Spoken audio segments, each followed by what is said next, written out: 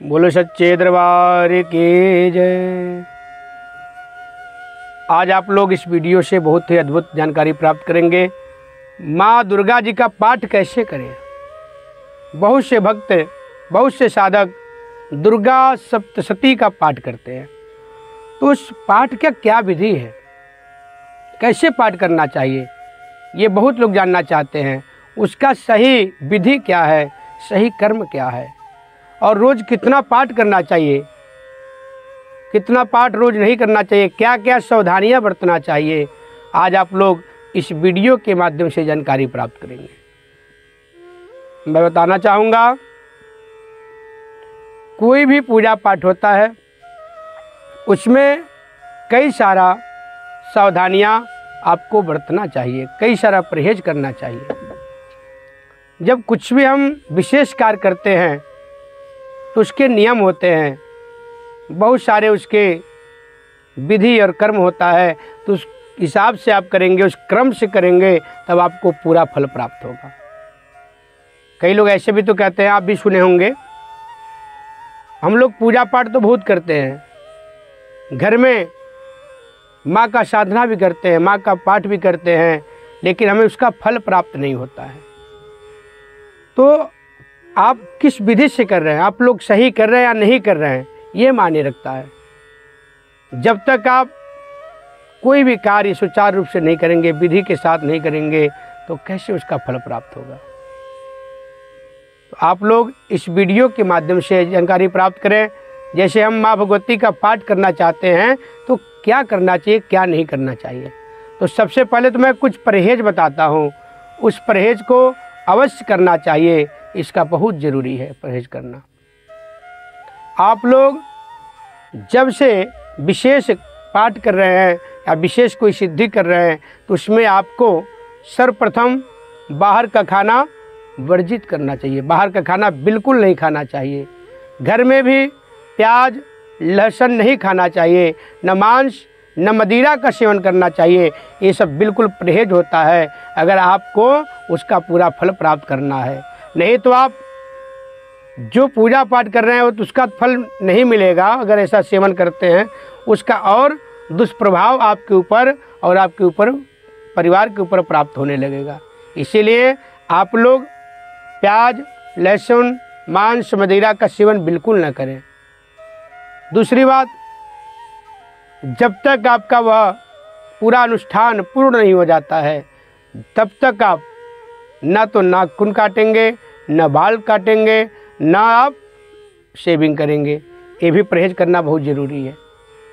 और तीसरी बात, आप जैसे कोई पूजा पाठ है या नवरात्रि का ही मैं इस बार इस वीडियो के माध्यम से बता रहा हूँ, आपको पाठ किस प्रकार से करना चाहिए। तो जैसे नवरात्रि प्रारंभ हो गया तो उसके एक दिन पहले से ही ब्रह्मचर्य का भी पालन करना चाहिए, ये बहुत अति आवश्यक है। और भी चीज़ें हैं, आपको किसी बाहर, मान लीजिए कोई ऐसे किसी के यहाँ कोई स्वर्गवास हो गया हो, ऐसे फंक्शन में नहीं जाना चाहिए।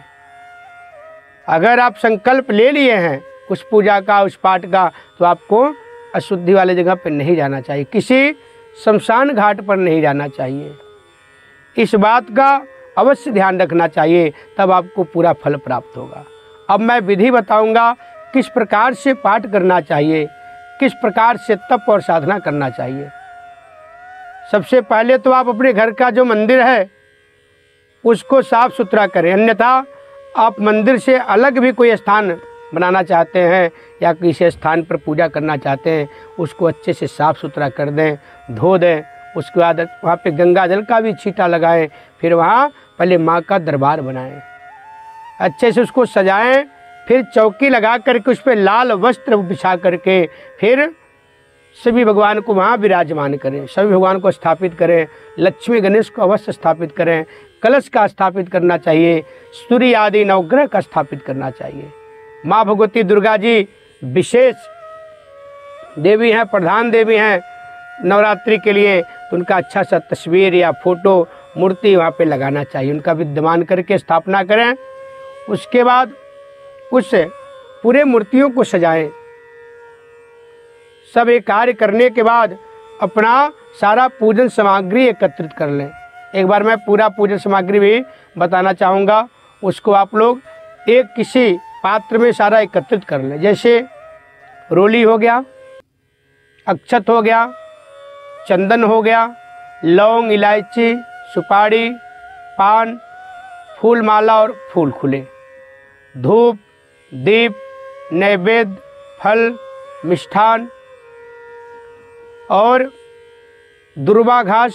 दुर्वा घास केवल गणेश जी को चढ़ता है, माँ भगवती दुर्गा जी को दुर्वा घास नहीं चढ़ता है, ये ध्यान रखना है। कभी भी माता रानी दुर्गा जी को दुर्वा घास नहीं चढ़ाते हैं। फिर आप लोग पूजन का सामग्री एक साथ रख लें। माँ भगवती को सिंदूर मांग में उनको लगाएं और उसके बाद माता को लगाने के बाद अपने लगा लें। माँ को चूड़ी पहना दें, बिंदी लगा दें, इस तरह से माँ का श्रृंगार कर दें। बाकी जो श्रृंगार का सामान होता है वही माँ को स्पर्श करके रख देना चाहिए। ये सब जो है ये आपका पूजन सामग्रियाँ हैं। और भी कई चीज़ें हैं, जैसे धूप बत्ती हो गया, हल्दी हो गया, रुई हो गया, ये सब चीज़ें सब रहेगा। आप इसको ध्यान से एक एक चीज़ एकत्रित करके रखेंगे। फिर आप जो माँ भगवती का पूरा स्थापना किए हैं, माँ का दरबार बनाए हैं, वहीं बगल में अपना आसन लगाएं। और ध्यान देना चाहिए, या तो भगवान का जो मुंह है वो पूरा होना चाहिए, या तो आपका, दोनों में से एक किसी का मुंह पूरब होना चाहिए और एक किसी का पश्चिम, मतलब पूरब पश्चिम दिशा लेना चाहिए। उत्तर दक्षिण कभी भी भगवान कार्य के लिए, देवी कार्य के लिए दिशा नहीं लेना चाहिए। इस बात का अवश्य ध्यान दें। फिर आप सबसे पहले आसन बिछा करके आसन पे बैठ जाएं। फिर आप जल का छींटा अपने ऊपर लगाएं। जल का छींटा लगाने के बाद हाथ धो लें। हाथ धोने के बाद 3 बार आचमन करें। ओम केशवाय नमः बोल करके जल पी लें।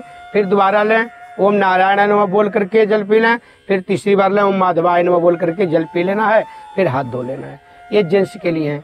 अगर कोई माताएं बहनें स्त्री हैं तो वो लोग बोलेंगे ओम गायत्री नमः, ये शब्द बोल करके जल लेना है, फिर पी लेना है।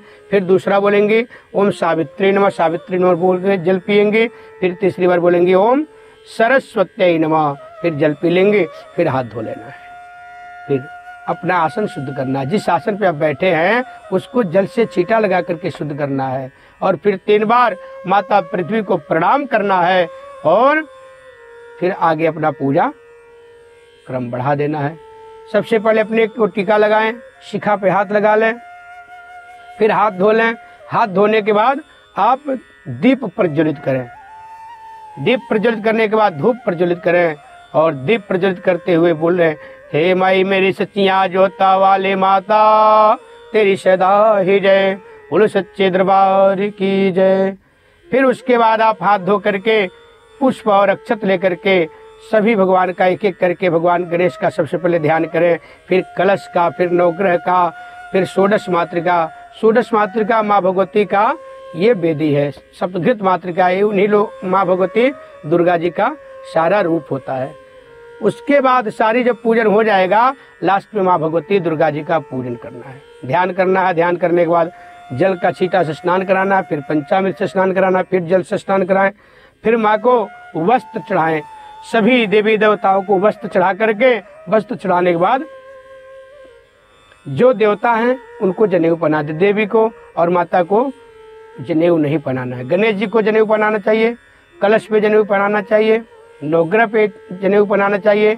अगर हनुमान जी का मूर्ति है, राम जी का है, तो उनको जनेऊ पहना दें और किसी भी माता को जनेऊ न पहनाए। जनेऊ पहनाने के बाद एक आचमनी जल लेकर के भगवान के सामने घुमाकर चढ़ा दें। उसके बाद सब भगवान को तिलक लगाएं। तिलक लगाने के बाद अक्षत लगा दें। फिर वहाँ चंदन होगा, चंदन लगा दें। उसके बाद माता रानी को सिंदूर लगाना चाहिए। सिंदूर लगाने के बाद माला पहना दें।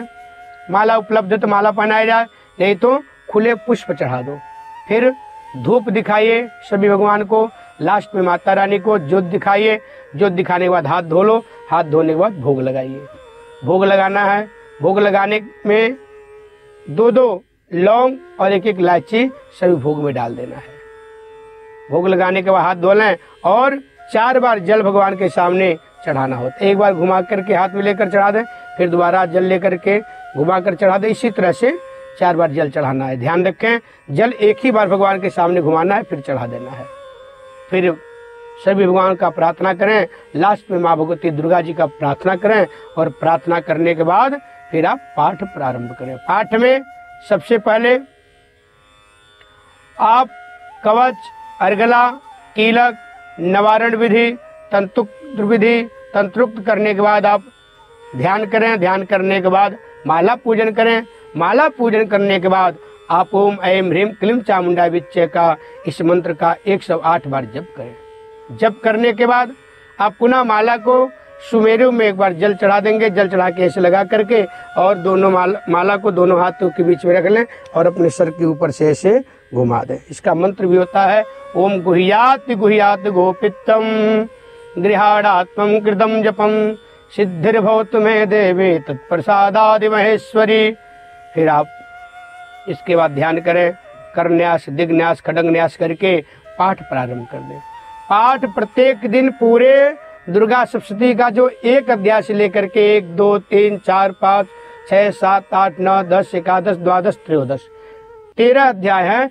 प्रत्येक दिन पूरा 13 अध्याय करना चाहिए। 13 अध्याय करने के बाद फिर निवारण विधि, तंत्रोक्त विधि करना चाहिए। ध्यान करके फिर एक माला, लास्ट में एक माला ओम ऐं ह्रीं क्लीं चामुंडा विच्चे का जप करना चाहिए। फिर क्षमा प्रार्थना करना चाहिए। सिद्ध कुंज का स्तुति करना चाहिए। फिर क्षमा प्रार्थना करके आरती करना चाहिए। आरती करने के बाद फिर क्षमा प्रार्थना करना चाहिए। ये पूरा विधि पाठ करने का है। इस तरह से दुर्गा सप्तशती का पाठ करना चाहिए। इस विधि से अगर कोई करता है तो उसको संपूर्ण फल की प्राप्ति होगी। आप लोग ध्यान रखें किस प्रकार से आपको यह पाठ करना है। ये पाठ करने से बहुत ही अद्भुत फल की प्राप्ति होती है। अगर आपको किसी प्रकार का कोई दुख है, किसी प्रकार का कोई ऐसे घर में बीमारी चल रहा है, हर मनोकामना के लिए ये दुर्गा सप्तशती पाठ बहुत कारगर है। अगर आप कोई बहुत बड़ी विशेष समस्या को लेकर चल रहे हैं तो उसमें संपुट भी लगाया जाता है। हर मंत्र के आगे और हर मंत्र के पीछे संपुट लगाया जाता है।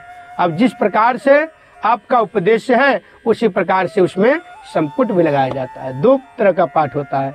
एक होता है नॉर्मल पाठ, केवल जो उसमें मंत्र श्लोक दिए हैं वही पढ़ते चला जाना है, और एक होता है संपुटित पाठ। तो हर मंत्र के आगे, हर मंत्र के पीछे, आगे और पीछे उस मंत्र को बांध दिया जाता है बीच में, वो संपुटित पाठ होता है। तो आप लोग इस प्रकार से माँ भगवती दुर्गा जी का दुर्गा सप्तशती का पाठ करें और इसका लाभ प्राप्त करें। बोलिए दुर्गे मैया की जय।